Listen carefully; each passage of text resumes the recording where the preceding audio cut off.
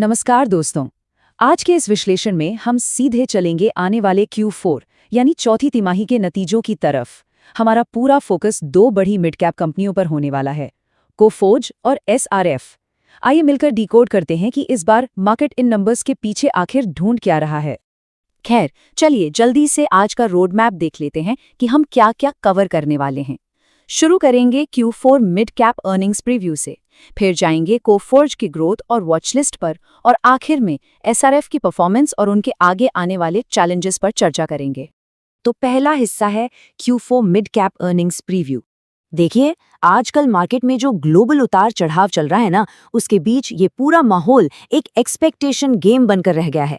Analysts अब सिर्फ ऊपर ऊपर से टॉप लाइन या बॉटम लाइन नंबर्स नहीं देख रहे हैं। एक ठोस बेस लाइन सेट करना इस वक्त बेहद जरूरी हो गया है। असली बिजनेस परफॉर्मेंस और कहानी इन्हीं नंबर्स के पीछे छिपी होती है, जहां हमें ट्रू ऑर्गेनिक ग्रोथ और मार्जिन्स की स्टेबिलिटी ढूंढनी होती है। आइए अब आगे बढ़ते हैं दूसरे हिस्से पर, कोफोर्ज की ग्रोथ पिक्चर। तो शुरू करते हैं हमारी पहली स्पॉटलाइट कंपनी कोफोर्ज से। अब यहाँ जो सबसे दिलचस्प बात है ना, वो ये है कि मार्केट की उम्मीदें यहाँ काफ़ी ठीक ठाक या मॉडरेट ही हैं। एक्सपेक्टेड डॉलर रेवेन्यू अपसाइड सिर्फ 1 से 2% ही माना जा रहा है। ये दर्शाता है कि टॉप लाइन पर आकलन काफ़ी मॉडेस्ट है। लेकिन रुकिए, यहाँ एक बहुत बड़ी और थोड़ी अजीब अनोमली है जिसे समझना बहुत ज़रूरी है। एक तरफ जहां डॉलर रेवेन्यू में सिर्फ 1 से 2% का मॉडेस्ट अपसाइड दिख रहा है, वहीं दूसरी तरफ प्रॉफिट आफ्टर टैक्स यानी PAT में एक काफ़ी बड़ा उछाल आने की उम्मीद लगाई जा रही है। अब अचानक से ऑर्गेनिक ग्रोथ इतनी तो नहीं बढ़ गई, राइट? असल में ये पिछले कुछ लेबर लॉ इम्पैक्ट्स के कारण हुए लो बेस इफेक्ट का नतीजा है, ना कि कोई अचानक आया बिजनेस बूम। इसके अलावा अगर हम पिछले क्वार्टर्स से कंपेयर करें तो क्वार्टर ऑन क्वार्टर ग्रोथ थोड़ी धीमी जरूर लग रही है, पर एक अच्छी खबर भी है।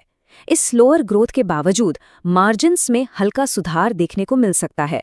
क्यों?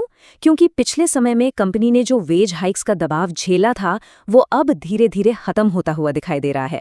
चलिए आगे चलते हैं तीसरे हिस्से पर, कोफोर्ज की वॉच लिस्ट। अब देखिए, हर तस्वीर के दो पहलू होते हैं। बेस लाइन ग्रोथ से थोड़ा आगे बढ़े तो एक बहुत बड़ा सवाल उठता है कि आखिर वो कौन से फैक्टर्स हैं जो इन प्रोजेक्शंस को पूरी तरह से बिगाड़ सकते हैं। यहाँ से हमारा ध्यान बिल्कुल उन वाइल्ड कार्ड्स और रिस्क्स पर चला जाता है जिन पर मैनेजमेंट की सफाई जरूरी है। अब एनालिस्ट इन 4 मुख्य बातों पर कमेंट्री का बेसब्री से इंतजार कर रहे हैं। पहला और सबसे बड़ा मुद्दा है उनका ट्रैवल वर्टिकल, जो लगातार चल रहे ग्लोबल कॉन्फ्लिक्ट्स की वजह से काफी वल्नरेबल बना हुआ है। दूसरा, नए एंगेजमेंट्स में आने वाले पॉसिबल डिलेज। तीसरा, एनकोरा एक्विजिशन को लेकर क्या नए अपडेट्स हैं। और चौथा, जो काफ़ी अनएक्सपेक्टेड है, अमेरिका की स्पिरिट एयरलाइंस की बंद होने का इस कंपनी पर क्या असर पड़ेगा। ये देखना वाकई बहुत अहम होगा। अब आते हैं चौथे हिस्से पर, SRF की सेगमेंट परफॉर्मेंस। अब IT सेक्टर को थोड़ा साइड में रखते हैं और पूरी तरह शिफ्ट करते हैं केमिकल्स और पैकेजिंग पर, यानी SRF पर। कोफोर्ज के मुकाबले SRF की टॉप लाइन एक्सपेक्टेशंस काफ़ी ज़्यादा स्ट्रांग है। यहाँ रेवेन्यू में लगभग 10 से 12% की ग्रोथ आने की उम्मीद जताई जा रही है, जो कि नंबर्स के हिसाब से एक बेहद मजबूत संकेत है। आखिर इस शानदार पॉजिटिव आउटलुक के पीछे मेन वजह क्या है? मुख्य रूप से इनके 2 बिजनेस सेगमेंट्स इस पूरी गाड़ी को आगे बढ़ा रहे हैं। पहला है इनका पैकेजिंग बिजनेस, जो इस वक्त काफ़ी बेहतर मार्जिन्स प्रोवाइड कर रहा है, और दूसरा है इनका टेक्सटाइल बिजनेस, जहां एक लगातार अच्छी ग्रोथ देखने को मिल रही है। ये दोनों मिलकर कंपनी के वॉल्यूम्स और EBITDA को एक अच्छा सपोर्ट दे रहे हैं। और ये पूरी तस्वीर बहुत ही बेहतरीन तरीके से दिखाती है कि SRF का ओवरऑल फाइनेंशियल स्ट्रक्चर कितना स्टेडी चल रहा है। मार्जिन्स भी जनरली ठीक लग रहे हैं, खास तौर पर इनका स्पेशलिटी सेगमेंट, जहां वॉल्यूम्स पॉजिटिव साइड में दिख रहे हैं, और इनका फिल्म्स बिजनेस भी लगातार आगे बढ़ रहा है। आइए आखिरी हिस्से पर चलते हैं, SRF के हेडविंड्स एंड आउटलुक। अब सब कुछ अच्छा लग रहा है, पर फिर से वही सवाल, SRF इस समय किन बाहरी दबावों से जूझ रहा है? मैक्रो इकोनॉमिक और जियोपॉलिटिकल फैक्टर्स इनके केमिकल और एक्सपोर्ट ऑपरेशंस के ऊपर एक चिंता जरूर खड़ी करते हैं।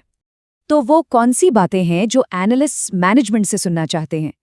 एक तो रेफ्रिजरेंट गैस की आगे की प्राइसिंग और डिमांड का आउटलुक क्या होगा, फिर वॉर रिलेटेड चिंताओं की वजह से एक्सपोर्ट पर कितना असर पड़ सकता है, मार्केट में कंपटीशन कितना टफ हो रहा है, और एक बहुत बड़ा फैक्टर, मिडिल ईस्ट के हालात कंपनी के रॉ मटेरियल कॉस्ट्स को कैसे प्रभावित कर रहे हैं। ये सब पॉइंट्स आगे के लिए काफी क्रूशियल हैं। तो सबसे अहम मुद्दा क्या निकल कर आता है? चलिए इन दोनों को एक साथ आमने सामने रखकर देखते हैं।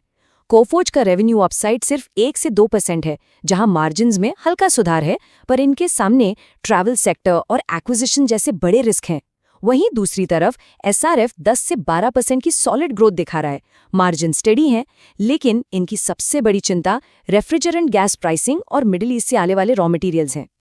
अंत में अगर सोर्सेज के ओवरऑल सेंटिमेंट को देखें तो कंक्लूजन कुछ ऐसा निकलता है कि at the face of it numbers ठीक ही दिखाई दे रहे हैं। लेकिन यहाँ सोचिए जरा, बेसलाइन नंबर्स का ठीक होना तो अच्छी बात है, पर इन बढ़ते हुए ग्लोबल टेंशन्स और एक्सटर्नल दबावों के बीच ये मिड कैप्स आखिर कितने वक्त तक इन नंबर्स को मेंटेन कर पाएंगे? ये एक ऐसा सवाल है जो आने वाले मार्केट ट्रेंड्स पर नजर रखने के लिए हमें मजबूर करता है। इस चर्चा में जुड़ने के लिए बहुत बहुत शुक्रिया। एक नए विश्लेषण के साथ आपसे जल्द ही मुलाकात होगी।